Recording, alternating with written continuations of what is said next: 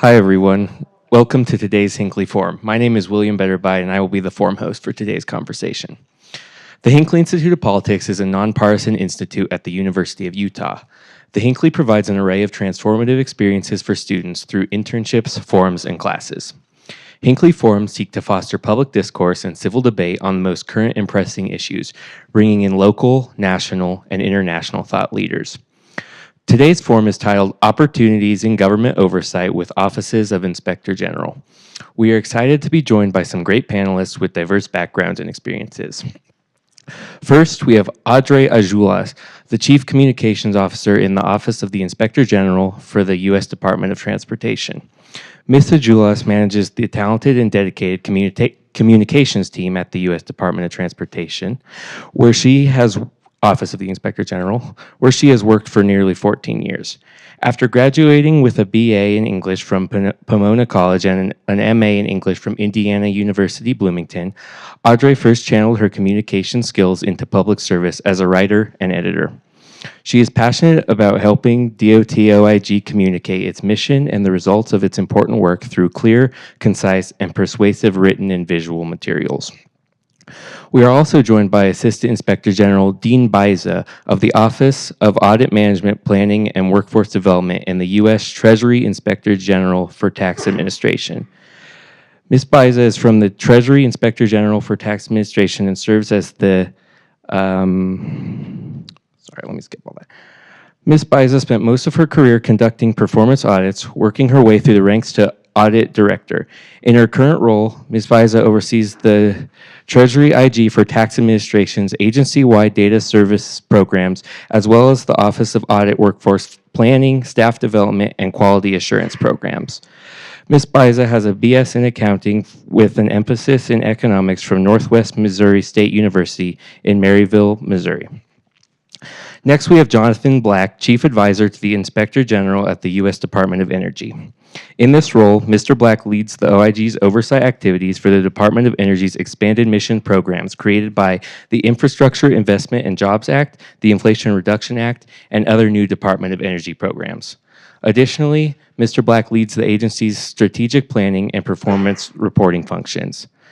Mr. Black began his career with the Office of the Inspector General in 1992 as an auditor, where he led high-profile performance audits at the department's nuclear cleanup sites, nuclear reactor sites, nuclear weapon laboratories, as well as major financial audits. He has a BS in accounting from University of Utah and an MBA from Idaho State University. He's a certified internal auditor and certified public accountant in the state of Idaho. Finally, we have Lance Vanderhoof, Project Manager in Office of the Inspector General at the U.S. Department of Veterans Affairs. After serving 3 years in the Army and attending Utah State University, Mr. Vanderhoof began his federal career in 1991 working at the VA in the Veterans Benefits Administration. In 2018, he accepted a position with the VA OIG. He is currently a project manager and leads a team of benefits inspectors which conduct national performance audits of the Veterans Benefits Administration. Today's conversation will be led by Inspector Eric Soskin of the U.S. Department of Transportation. Mr. Soskin was sworn in as the 7th Inspector General of the U.S. Department of Transportation on January 11, 2021. In that role, he oversees OIG's independent and objective reviews of the efficiency and effectiveness of Department of Transportation programs and operations, as well as efforts to detect and prevent fraud, waste, abuse, and violations of law. To carry out this mission, Mr. Soskin leads auditors, law enforcement officers, lawyers, and other personnel across the nation in conducting oversight, investigating wrongdoing, and delivering reports to the Department, Congress, and the American public. A lifelong public servant, Mr. Soskin previously served for 14 years as a trial attorney in the Federal Programs Branch and other offices at the U.S. Department of Justice. His areas of specialization include national security, constitutional law, and administrative law, and he earned the Attorney General's Award for Distinguished Service in 2019. Please join me in welcoming our guests.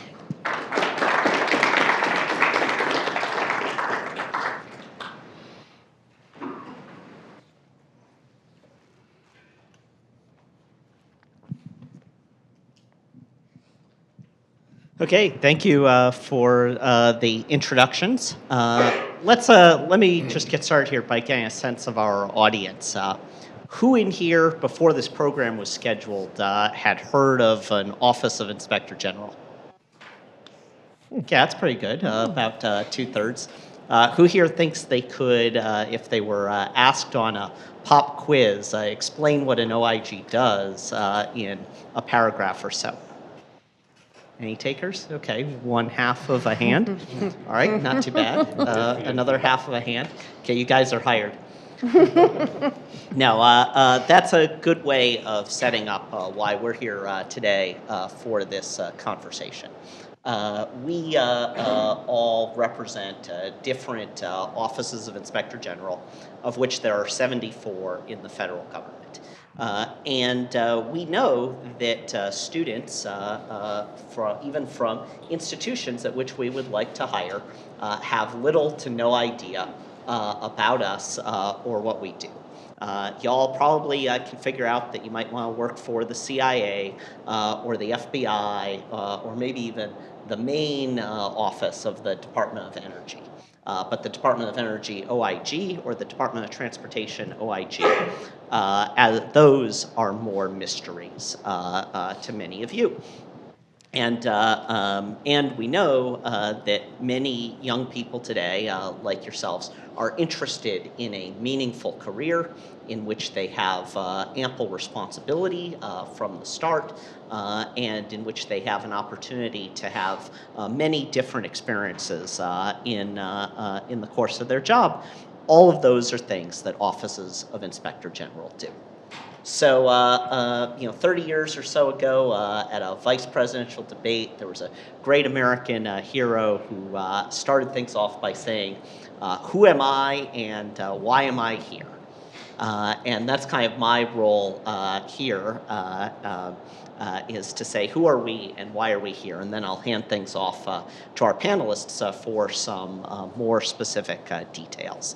But offices of Inspector General, as I mentioned, exist in almost 75 federal agencies across the government.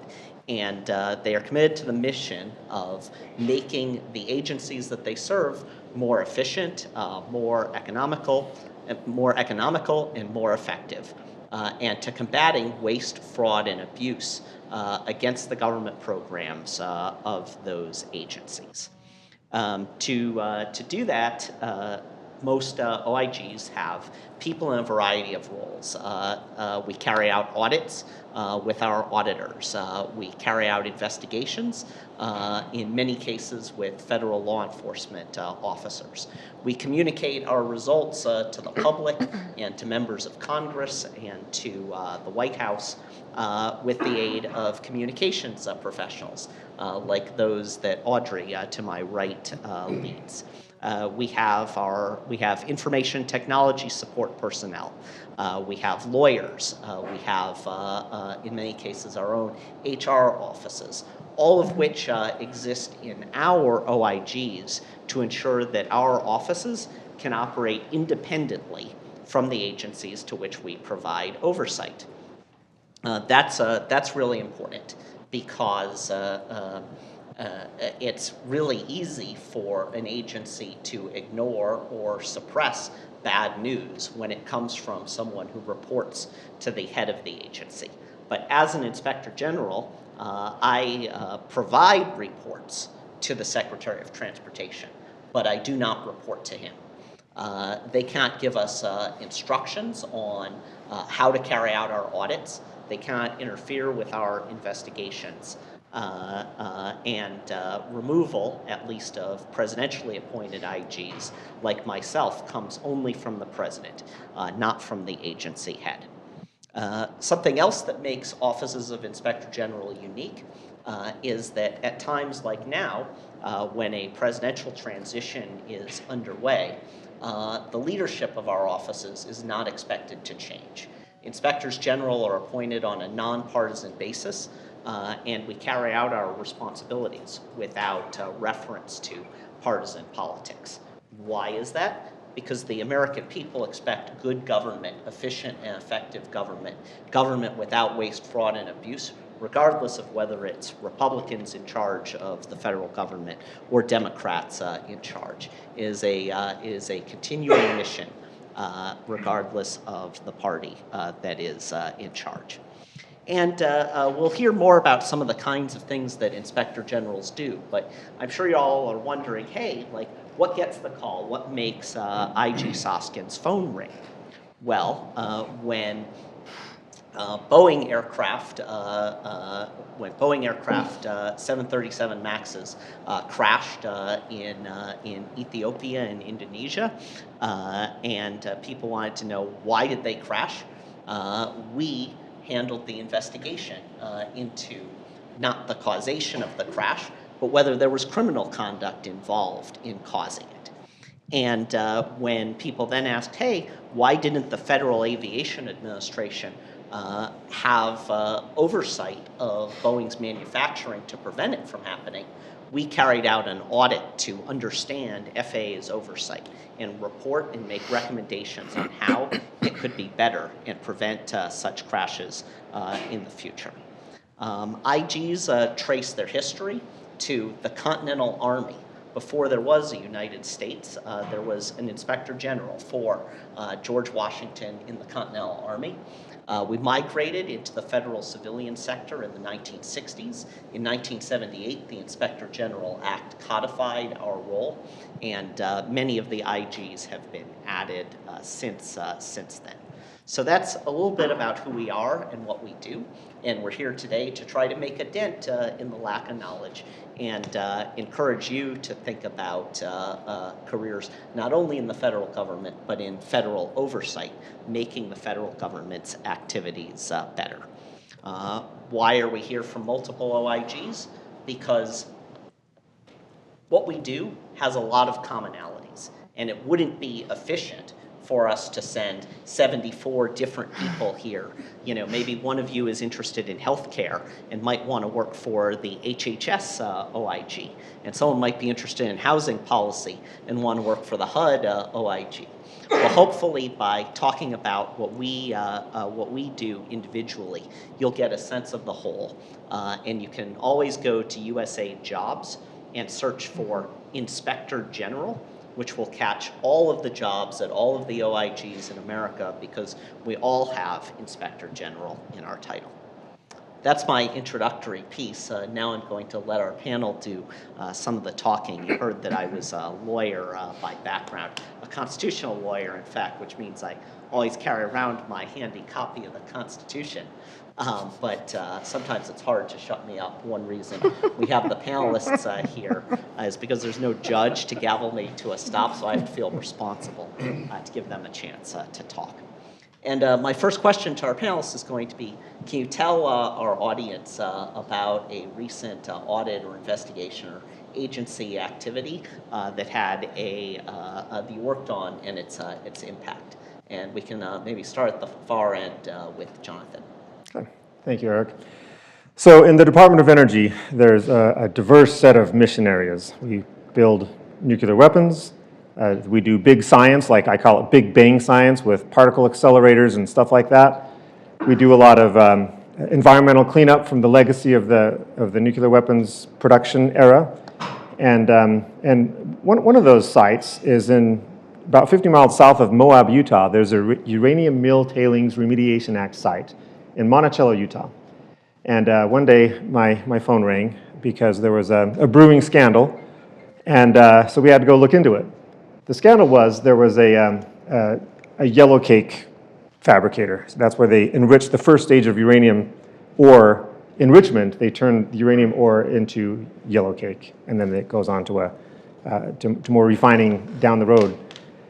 There was a legacy plant that was bulldozed and cleaned up in the 80s, and then, but they didn't finish restoring the site to where it could be, accessible and useful to human health, because there was still lingering radioactivity and stuff like that.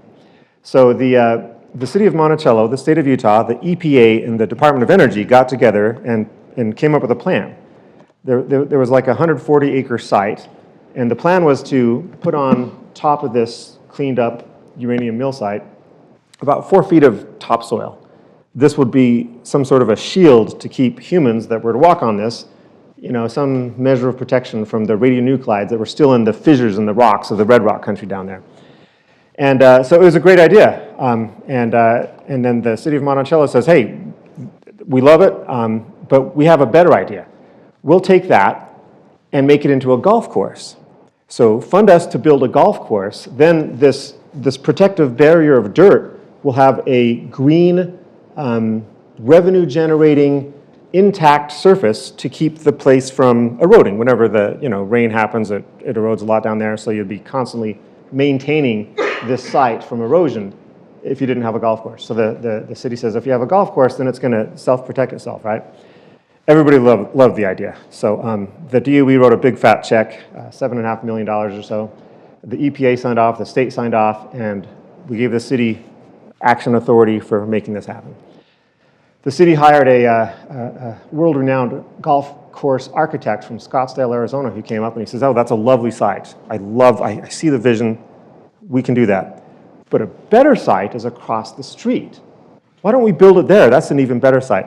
And so the city took our money and built the golf course on the wrong site. So it didn't achieve this joint approved remediation and protection vision and mission that we had set out to do. So the phone rings and the inspector general comes down and we had a jolly old time investigating and chasing down the facts and circumstances associated with this. And it was all over the front pages of the Golf Digest and the other golf periodicals, and it was a lot of fun. All the other cities in the Four Corners area, the uranium mill towns, Colorado, New Mexico, Arizona, and Utah, all wanted the Department of Energy to fund their construction of a golf course too. So the phone was ringing off the hook for the Secretary of Energy. Hey, can you build us a golf course too? I mean, free golf courses, right? It was a lot of fun, but it's just one of the local examples of some of the work that we've done in the state of Utah, in the not immediate past, but in the further away past. But it's important work. It's we get to hold bad actors accountable for misappropriating your tax dollars, and it's a lot of fun. Jonathan, were you all able to recover the money for that golf course, or at least make recommendations to make sure that the golf course goes in the right place in all those other towns? The money was never recovered. However, the city did have to spend an awful lot of money to do the basic remediation stuff that they were contractually obliged to do with their own funds. So the golf course, it's called the Hideout, is still intact. It's still a going concern. It is a lovely golf course, and your tax dollars paid for it. But then the city had to cough up a bunch of money to do what they were required to do across the street in the proper site. And it's some sort of a park, but it's not what the vision was. The mayor of the city was removed. He was investigated by the Department of Justice, the public corruption people. You do not want to be a public servant and have the Department of Justice Public Corruptions Office after you, because there's nothing they enjoy more than bringing down an elected official who squanders tax dollars. So. All right, thank you, Jonathan. Lance? Ooh, I'm up next.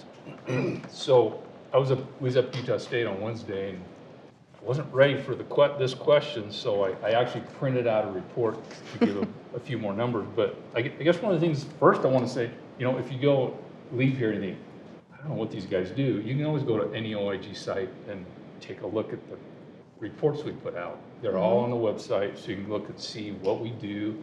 Here's an example of one. So every IG's got their website, and you can go download reports and take a look and actually see what we do. But one report we did at the VA was they passed the PACT Act, which expanded disabilities for veterans overseas, added some disabilities, expanded some areas. Well, within the PACT Act, there was some money in there where the VA could pay these, they called them like bonuses, up to 25% to keep highly desired employees. But they had to meet some criteria before they could. They had to be in high demand. Their skill set had to be related to these duties treating veterans, and it was a critical need for the department. Well, word got out that somebody in VA higher up decided, hey, we're going to start just paying all of our senior executives this 25% bonus, which if you're an SESer, I'm not an SESer, these guys, I'm not an SESer, but they have pretty good wages. So some of these people were paid $50,000, $80,000. This was on the health side. So they just started paying all the executives. And then the people on the benefit side said, hey, wait a minute, VHA's paying all the people, why don't we pay our people? So they start paying all their people. Well, there was about $19 million. Well, they had paid out about 75% of this. Then the secretary got wind of it and said, hey, whoa, what's going on here? He asked our OIG, hey, can you take a look at this? We come in, took a look, found out, hey, they're just paying all these executives whether they meet this criteria or not. So, couldn't find out, they had to go back and recoup all this money from these employees. Some people just retired, some people, they had to pay it back now, they had to take it, I don't know how they paid it back. But we had to recoup, the VA had to recoup $10 billion, and if our agency wouldn't have been involved, then they paid out all this money. So we actually saved the government $10 million trying to get that recouped. Kind of a black guy for the department. Luckily, the secretary called the IG, which they do once in a while. The secretary will call the IG and say, hey, can you take a look at this area? There might be a problem here.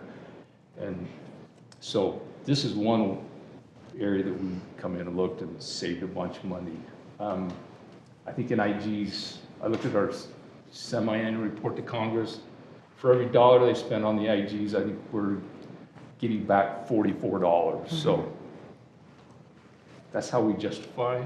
I don't know, you guys probably do the same thing, but for every dollar they spend on us on our budget, we get back about $44. So there's a big cost savings for having us, and we save the government a lot of money. Our 5-year average return on investment is a mere 22 or 23 to 1. But the transportation IG makes many safety-related recommendations, and those don't necessarily lead to financial recoveries the way that most of Lance's work does. But hey, if your life is saved, you're glad we're not putting a value on that. Deanne? Okay, so I work for the Inspector General that oversees the Internal Revenue Service. So how many of you during the pandemic received a stimulus payment? Or 2, or 3? There were actually 3 rounds, right? As the Congress was enacting that first piece of legislation, they actually reached out to us as an Inspector General and asked us to provide oversight for them, specifically on the IRS's issuance of these payments. They wanted to make sure that the money was getting in the hands of the folks who were intended to receive them. The challenge was that they gave the IRS 90 days. Not only did they give them 90 days, but they asked them to make advance payments in the forms of credits. IRS doesn't operate that way. Everything is based off of a filed tax return, and they were asking, IRS to give these payments out in December, and tax returns aren't filed until the following April, right? So as an Inspector General, what we did is we actually, 3 days after the legislation was enacted, we were boots on the ground at the IRS processing centers, talking to folks about how they plan to get these payments issued. We were evaluating the actions that they were taking as they were taking them and providing them real-time feedback so that they could correct errors before they happened. We continue that process through all 3 iterations of the issuance of the stimulus payments. And all told, by the time round 3 was done, we helped the IRS prevent the issuance of about $5 billion in stimulus payments to individuals who were not entitled to them. The flip side of that, which I didn't share the other day, is we also helped the IRS ensure that about little over $2 billion did make it into the hands of folks who were entitled to that money but would not have received it under the processes that the IRS was using. So in addition to saving bad money from going out, really where we're able to help is that $5 billion is money that the federal government can then put back into other programs, because that's what the IRS does. They fund the federal government. Or maybe it's $5 billion that y'all don't actually have to pay in taxes. Right. Audrey, what's a recent project you've worked on? Sure. You all are getting a great view of the types of diverse work that we do in the Office of the Inspector General. Transportation is a really exciting and interesting field to work in because a lot is happening, a lot is changing right now. Technology in general is advancing really fast. And one cool project I got to work on recently was an audit about commercial space industry. So periodically there's a couple companies that will shoot a rocket up into space. They're putting some satellites up there, maybe they're carrying astronauts or supplies or things like that. And where the Department of Transportation gets involved is anytime there's a rocket shooting up into space, you need to make sure there's no airplanes flying by either, right? Like you need to make sure that's happening safely. So the FAA air traffic control will need to kind of control that airspace to make sure that it's safe. We came in, we were asked by Congress to look in and just see how efficiently can efficiencies be improved here to make integrating these rockets with airspace without disrupting air travel too much. Because anytime you shut down airspace, planes either have to go around, takes more time, costs more money, or just causes delays and whatnot. So as a writer-editor, my role is to help communicate the results of this work. So the audit team spends months and months and months conducting interviews, reviewing data. They have hundreds of work papers, and they need to turn all of that into a nice, concise, clear, say, 15-page report that lays out what we found, the progress that had been made, challenges, actions that can still be taken. So I helped prepare that report. We created some cool graphics that helped explain some of the technological concepts that were involved with managing airspace. We made some recommendations. And I think the impact of our work is, it's one thing when there's just a couple rockets going up there, but the number of commercial space launches is increasing. So one thing we pointed out is that the more and more go up, there needs to be more in place to help manage that efficiently and especially safely. So we made some recommendations that are going to help position FAA to manage this traffic better in the future. And it's just an example of how one of the Department of Transportation's challenges in general is just innovation, technology changes, responding to that in a way that is keeping safety, but also, letting these industries thrive at the same time. So we play an interesting role in showing a kind of neutral, objective perspective of all of that. One of those commercial space companies, SpaceX, has completed 7 commercial launches in the last 7 days. 10 years ago, the entire year featured 7 commercial space launches. You would think it would be obvious to the FAA that that increasing pace might require more resources or more automation. But one thing that our report pointed out was when they built a new computer system to try to make it more efficient to fly aircraft through the airspace after a rocket launch, they didn't connect that computer to any of their other computer systems. So a person would have to sit at that computer, see what was on there, and then place phone calls to the nearby air traffic control facilities to tell them what the outputs of this computer system were, rather than simply having another terminal or a display that would show that off in the air traffic control systems themselves. Audrey, let's stay with you for a minute. What do you think makes OIGs attractive places to work? So I think at an Office of Inspector General, you get to work for the federal government. You get to know that you are a public servant, that you are working, in service of the people to, help in transportation, for example, safety, taxpayer dollars. But at an Office of Inspector General in particular, you get to work in a group of people who are working really hard and dedicated to trying to make that government even better at what it's doing, more efficient, more effective. So you are working alongside people who are very, very passionate about that mission to make things better. And I think that's really inspiring, and it's a source of pride that we all have in that job. How about you, Deanne? What do you think makes working for OIGs attractive? I think the opportunities, as Eric mentioned, within the IG community, we offer a wide span of opportunities as far as skill sets. We host our own information system technology departments. We have audit groups. We have criminal investigators, writers and communicators. So there's really some place for everyone. Also, once you're in the IG community, your opportunities are pretty unlimited. They're whatever you want to make of them. Within a particular IG, you can move around among jobs as you grow or want to explore something else. And there's movement across the IG community. So I would say opportunity. Lance or Jonathan, is there anything you'd like to add? So I think one of the things is, I work at the VA. I come to the IG because I work at the regional office down the street here. So I brought some specialized experience, and like Deanne says,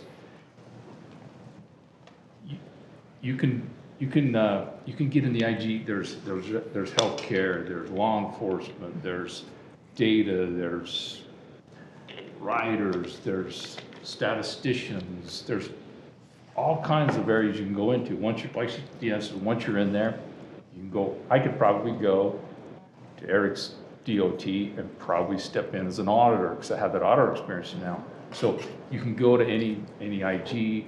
We all function very similarly.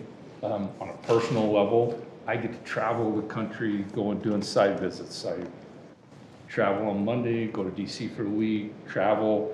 So I've been all over the country on the government's dime, which is really nice. So once you get into the IG, the opportunities are endless. Are you going to become Jeff Bezos rich working for the government? No. But the pay is steady. You have great benefits. Leave is there. You're not going to get fired the next day. It's very fulfilling.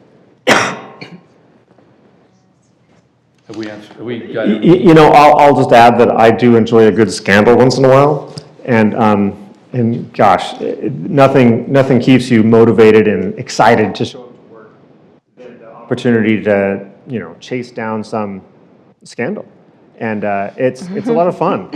I'm an accountant, I'm an auditor, I'm a financial guy, and once in a while I get to pretend like I'm a cop, and that's kind of fun. Once in a while I get to pretend like I'm a lawyer, and I get to testify in court, and it's a lot of fun. So yeah, there's a lot of action in the Inspector General community. And I'll add, when I was in college, one of the things that I was worried about looking ahead to a career was having to do one thing all of the time, right? You're in class, and maybe you have 3 or 4 different classes in a semester about all kinds of different things. And then from one semester to another, you've got that variety of a changing course load. And I applied for a federal government job my senior year of college. It was with the Department of Agriculture, the Plant and Health Inspection Service. And I was a math major and a political economy major. It seemed like a good fit. But I was going to be there doing statistical analyses to identify who was smuggling, plants and animals into the United States. And I was going to be doing that 40 hours a week, with vacation, 48 weeks a year. There was going to be a lot of sameness to that. So my first job out of college ended up being as a management consultant, where we'd do a project on one subject, and that project would wrap up after 6 months, and we'd go work for a different client on a different topic. And work at OIGs is a lot like that. We have a constantly changing portfolio of investigations and audits and evaluations and inspections. So it's not going to be the same thing every week, every month, every year. We've said the word audits a lot, and that always makes me think that the people we're talking to are thinking, oh my gosh, do I need an accounting degree to come do this work? The answer is no. But Deanne, I know you're involved in hiring. Could you talk a little bit about what we're looking for in candidates? As far as a degree program or background, we look across degree programs. Within the Inspector General community, as I said, we definitely do hire accountants, finance majors, those typical, economists, those kinds of things. We've also hired mathematicians, statisticians, information technology programmers and designers. We look at the general business degree programs as well. And then from our law enforcement side, we do criminal justice folks. They also look at law students. So it's a wide variety of folks that we're looking for. We'll make history majors, sociology majors, art history majors into auditors. Lance, do you want to talk about what some of the critical skills are that people need to succeed? So, like Dan was talking, sometimes it's not so much as the degree, it's those critical thinking skills, the analytical skills, the ability to write, think outside the box. Those are the kinds of things we're looking for. Be able to communicate, verbally and orally both, because we don't go on site, and you need to be able to listen, speak to other people at all levels of the government, and take what they're saying and process all that, take all that information, put it into a report. So it's not just your degree, it's those special skills that we are also looking for. Writing skills. If you want to impress an inspector general, hiring agent, brag about your writing skills. Write persuasively, write critically. That's what separates the A's from the B's. Audrey, you were nodding vigorously there. I know folks work for you are writers and editors, but what kinds of backgrounds do they have? So on the communications side, we look for people that have we just say sort of a writing intensive degree. So that could be history, for example, because a history major is writing papers all the time. Or it could be someone who comes from English or technical writing along those lines. But so having the skills to write clearly, to present an argument logically and persuasively is really important. But I also look for people that just writing and editing it and helping communications, it's a very collaborative thing. You need to be able to work with a subject matter expert and understand what they found and work with them and compromise and negotiate till everybody's happy with the final result. So having those kind of collaboration, teamwork skills, being able to manage conflict and compromise, that kind of thing is really actually surprisingly important in the communications role. I know many students, when they're out there looking at jobs, one of the things they want to know about are what are the opportunities for training and advancement if I take a job at your agency. Could each of our panelists talk about that a little? We'll start down with Jonathan again this time. Yeah, one of the nice things about my agency is we offer a lifelong, career-long advancement opportunities. I started there 32 years ago, right after I graduated from the University of Utah. My last job, in fact, was at the university bookstore, so I've been at the Office of Inspector General ever since 92, so 32 plus years. We send people to these standard training programs with other agencies' inspectors general. There's a lot of on-the-job training, usually a 2 or 3 year mentorship, and after about 3 years, you're on your own. There's a lot of self-direction. You're put in charge of leading important projects, and then you can climb up and take on more additional responsibility as you demonstrate your knowledge, skills, and abilities, all the way to the senior executive service. So it's a full career. In my field, in accounting, a lot of my peers, went to the big accounting firms, and the big accounting firms are pretty famous for chewing people up and spitting them out. And that's not what we do. We develop, we keep you. It's so interesting, when people get a job with us, they generally stay for decades. Lance? I kind of mirror what John's saying here. We do the same thing. We train people, OJT, that kind of thing. some of our areas in the OIG have to have specialized experience. Like I started with the regional office. I started in 1991, started out as a GS4 claims clerk, graduated from Utah State. I just need a job. I'll do this until I find something better. I'm still there. I'll retire with the VA. So there's some areas that we need some specialized experience, but we got nurses, you can get inside, and the advancement is pretty much where, if you're willing to move, you can move up very quickly within the government if you're willing to move. If you have to stay, but now with telework, that's kind of gone away a little bit more. It used to be you'd have to move around the office, but with telework and Teams and like I have no employees in my office that I supervise. They're all scattered around the country. So the moving around has become less important. But if you're willing to move, the opportunities are endless. Right. Our training and development program is very similar. We like to say, we'll teach you everything we need you to know. So you don't need to be an auditor to come and work for us. We will teach you how to do that. You don't need to be an investigator. We'll teach you how to do that. Our training program, entry-level training program, is approximately 3 years. It combines on-the-job training as well as classroom-type training.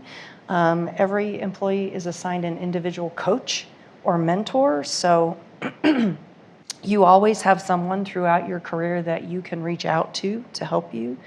We also put a lot of emphasis on helping our new employees build their network within our organization. We want to make sure that we're connecting you with the people who can help you along your career path, whatever that path might look like. Anything you want to add, Audrey? Sure. Well, I started out as just an entry-level writer-editor, and after a while, gained more experience, became a senior writer, and then a supervisory writer, and now I'm the head of the communications team. And one reason I was able to do that is that our agency, like your others, sort of encourages advancement within, but also we've really invested in leadership training, sort of how to prepare anyone in any role to be a leader in whatever form that takes, so that I could then eventually supervise a couple writers and now manage an entire team by taking extensive leadership classes.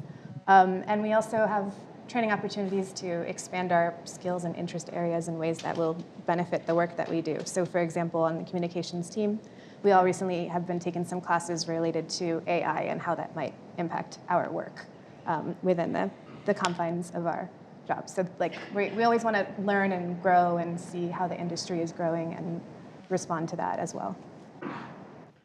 One of the things that federal employees benefit from is each year in many agencies they put together something called an individual development plan, an IDP, that lays out what the kinds of training and growth areas they would like to have in the coming year are. And I'll share a story from one of our law enforcement officers. Our law enforcement officers are federal agents. They're kind of like the FBI, but for transportation. They have badges and guns and can arrest people. He told me, hey, been with our agency about 2 years. He said, hey, one of the most amazing things that I've seen since I've been here is, I filled out my IDP each of the last 2 years, and then you guys gave me the training that I asked for.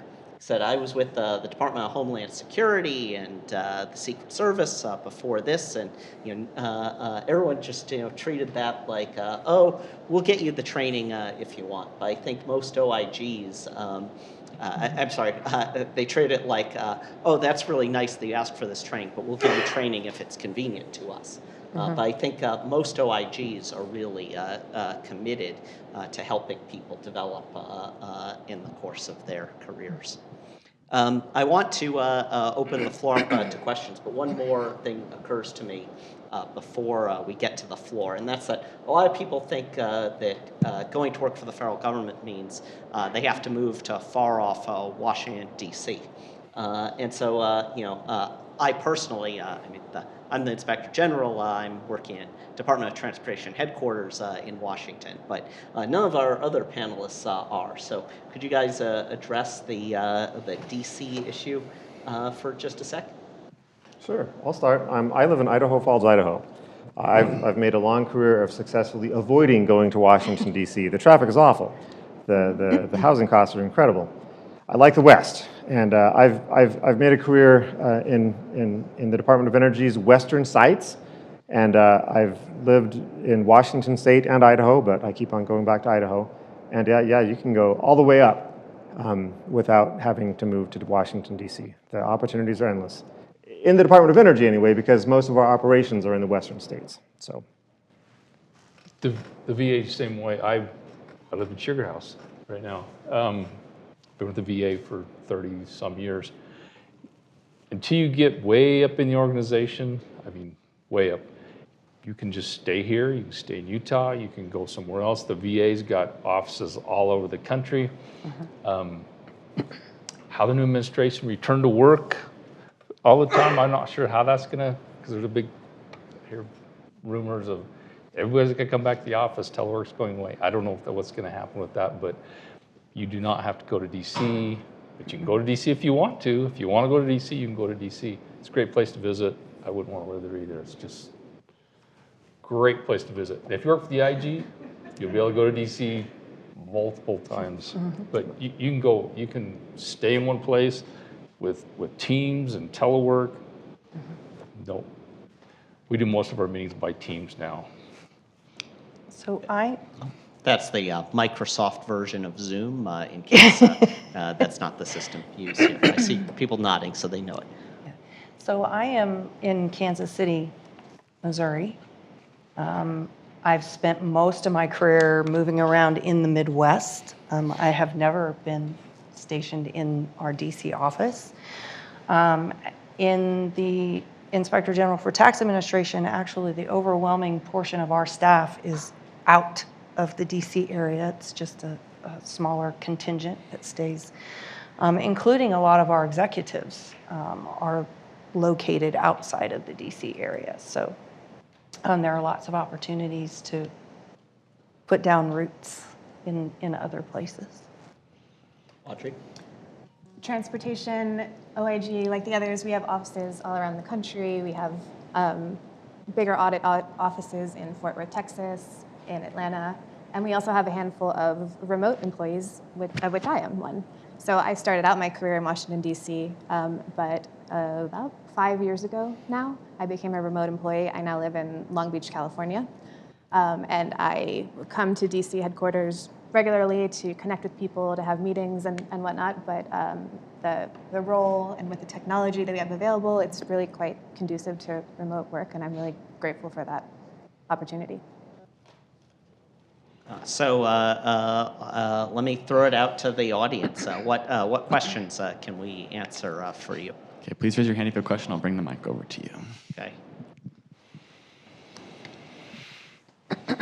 Thank you guys for coming. I know you mentioned earlier that the IG office started with the Continental Army, then moved away.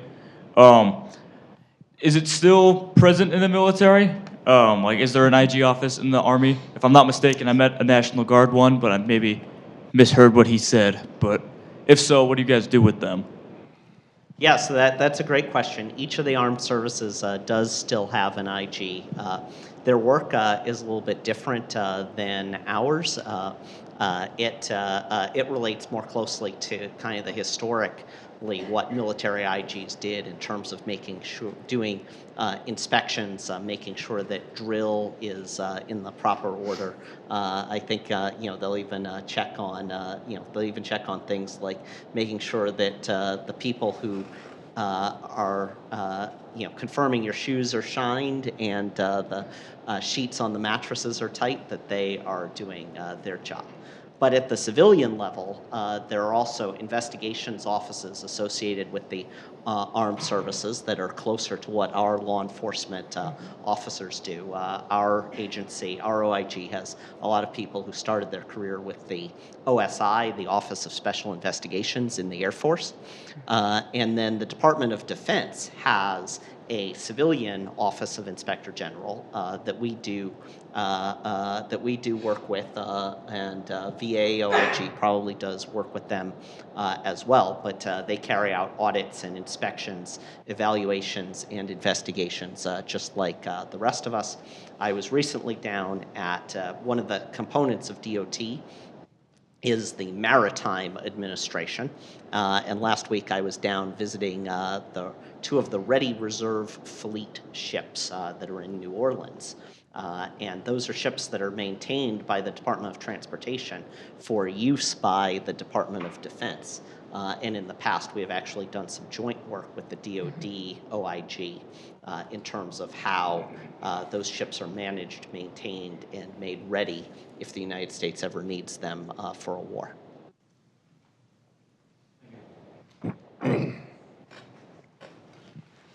I used to work for the Department of Defense, and so I was curious, like, some of the information you guys probably deal with is, like, classified.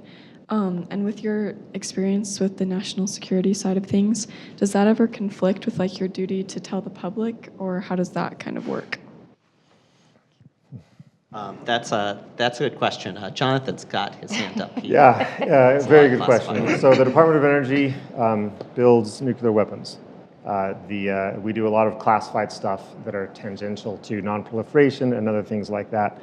I'm a Q. I'm a top secret with a Q adder because that's a nuclear weapons thing. When we do classified program audits, so we will have a public-facing report that is usually one page. Then we'll have a classified version that is only distributed to certain defense committees on the Hill and Department of Energy leadership, and it never sees the light of day. So there is some disclosure about what the broad scope of the review was and some of the things that can be stated in public, but that's the way we manage it. They're difficult. Everything moves slowly in classified space, but it's really important work. We've got whole teams that are dedicated to doing classified reviews. Something that's kind of intermediate also is what's called confidential unclassified information. Audrey, we recently put out a report that had some of that. Could you talk about what that looked like? Yeah, so one of the areas that we audit is information technology and information security. So we actually have a team of professional hackers, essentially, who will go in and see if they can hack into the Department of Transportation various systems, within terms that are agreed upon before, and it's all good. And so then they will have to report out on what they found. Were they able to penetrate any of these networks? And if that's the case, we will issue a report, but we are going to redact that report in any area that might actually expose, detail some of the areas that we found were sensitive. But we will overall state, hey, we found some vulnerabilities. We want to make it, publicly known. We have some recommendations to close those, but we will actually, there'll be big black lines about the specifics about what those were in particular, so that no one else can get any ideas and go in there. We do our redactions right. It's not like one of those reports you'll hear about sometimes where they've just put a black rectangle on top and then someone can copy the text out from underneath. In fact, one of the OIGs, I think it was Commerce OIG, recently did a report looking at the agency's redaction practices and making recommendations so they would better protect information like that. Do we get the mic over to you? Okay, great. So you mentioned that you try to keep your, audits of the government nonpartisan. With the announcement of the Department of Government Efficiency recently, has there been any worry of kind of internal government auditing becoming more partisan? Well, I think I'll take that as the politically appointed individual here. I think the Department of Government Efficiency is actually a really interesting idea that is compatible with, kind of complementary to, what offices of Inspector General do. What we've seen in terms of, we don't know exactly how it'll be set up yet, but what we've seen in terms of kind of intent and public statements about make it look like an organization or a group that's going to review, hey, which of these offices are superfluous? Which of these regulations are ones where maybe the costs outweigh the benefits? Those are really policy type matters. Should the government be, should we have a Federal Motor Carrier Safety Administration that, manages safety for trucks and buses everywhere? Or is that something that we could do without or we could leave to states? Should we have regulations for, apparently Elon Musk is going to be one of the heads of this, and, he was talking about how FAA regulations required them to evaluate whether rocket parts from a launch, if a rocket went awry, might fall on sharks in the ocean.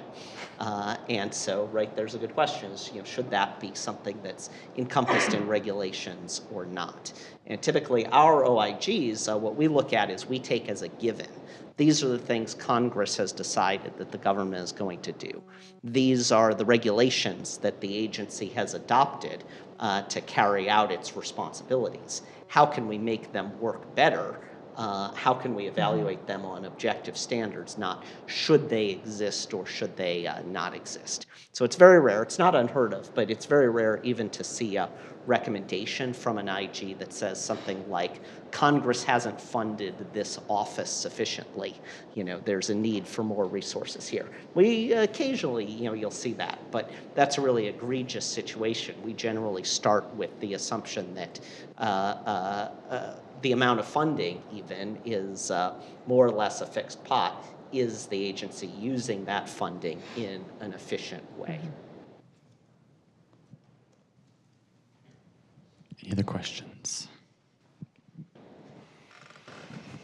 Hi. Kind of going off of that, there's been a lot of talk of how much money could actually be cut by the Department of Government Efficiency. Like I've seen some people say in the billions of dollars. In your experience, where do you think that money would be coming from? And like if you have like kind of like a standard for where our government is more inefficient, and how often do they actually follow your recommendations from the OIG on cost-cutting measures?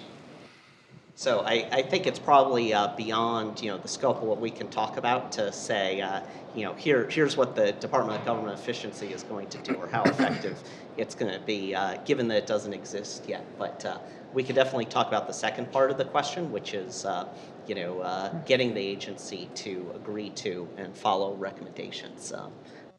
Anyone want to take that on? I'll take that one on. So I'm kind of the newbie here. I've only been with the IG for 6 years, but I've been with the VA for 30-some years. One of the problems that I see is we can't tell the agency what to do. We can't say, you need to do this. All we can do is recommend. Sometimes, as ours goes through the report process, the teeth in that recommendation get taken out. And it's like sometimes it gets dummied down a little bit to consider doing this. So the agency has got to respond. When we send the report to the agency, we make recommendations. Hey, you need to review all these cases and re-adjudicate them. The report goes to the agency, the department, they have to come back and concur or non-concur or partly concur, but generally they'll come back and concur, and then they have to do something. They have to concur with the recommendation, and they have to do something, and then before we close those recommendations, we have to ensure that they actually did what we told them to do. Like, we want you to review these cases and make sure these veterans are paid correctly. So they'll say, okay, we did it. We want you to close this recommendation, and then we will go back and look and see, well, did they do what we said? Sometimes it's hard to tweak your recommendations to get them to do what you really want them to do. Sometimes it's a little vague, and they'll come back with something and say, oh, we changed our policy. And you go, oh, crap. Yeah, they did what we told them to do. So you guys get that? Oh, they did what we told them to do. We really wanted to do this other thing. But Congress is the ones that kind of oversee that thing. Like, after a certain amount of time, I believe, is it a year that the secretary gets involved with Congress? Ours is a year. Once they've been open for a year, then the secretary gets involved. You have to report this to Congress, I believe. Is it a year, I think? Yeah, different OIGs have different procedures for longstanding open recommendations and what's called the non-concur. If we make a recommendation and the agency refuses to agree to it, there's an escalation process. Our OIG, I don't know about yours, we have a dashboard on our website where you can see all of the open recommendations. And when I get asked to testify before Congress, and also when the secretary or other department officials get asked to testify before Congress, there are often questions about, hey, this recommendation is open on the IG's website. Why haven't you addressed this problem yet? So that, you're right, Congress is a really powerful tool for getting recommendations. Some of those are open a couple years, you know. It'll take them a long time. Sometimes these aren't quick, but sometimes they'll open a couple years, and they're still working on them. They have to report to us, I believe, every 90 days. What's going on with this? And they'll come back and say, oh, we're still working on this. Because a lot of times with like IT stuff, it takes a couple years to get some IT programs. So they'll be open a while, but sometimes it's easy to get them to do what you want. Sometimes it's a little more difficult because you just recommend. You can't tell them what to do. You can't say, you want to do this, you can't tell them how to get to this place. We want you to make this happen. You can't tell them, do this, do this, do this, do this, and do this. We just tell them, recommend what they should do. They have to figure out how to do it. Did that answer your question? Yeah. Maybe. You know, we have a lot of the same stuff, but we also have some really direct money recovery type stories. One very recent one was there was a grant program funded by the Infrastructure Investment and Jobs Act that gave $100 million to this industrial concern that we did a proactive investigation on. And this grant program had some strings attached by Congress trying to keep some of this money from falling into the hands of China, basically. This program was in electric vehicle battery manufacture and recycling. And so the grantee was supposed to disclose, you know, whether they had any foreign entanglements with this country of concern. And it's statutory, it's required in the law. Congress' intent was clearly to not have this American tax dollars go to China. The company applied for the grant, got the grant, and it was provisionally awarded. So then our IG Office of Investigations got involved and started calling up Justice Department and Department of Commerce and learned that the company had a current open pending investigation for having sent export-controlled technology to China. In particular, export-controlled advanced microchip technology to China.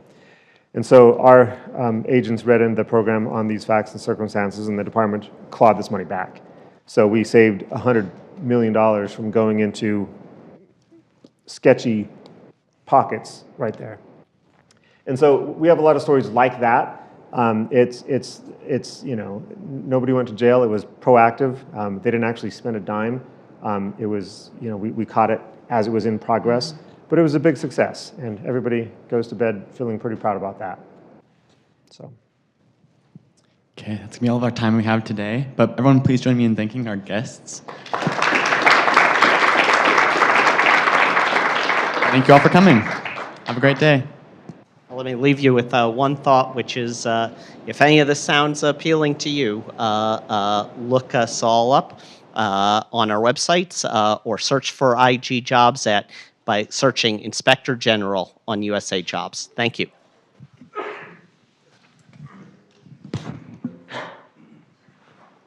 All right, your mics are cut, so you are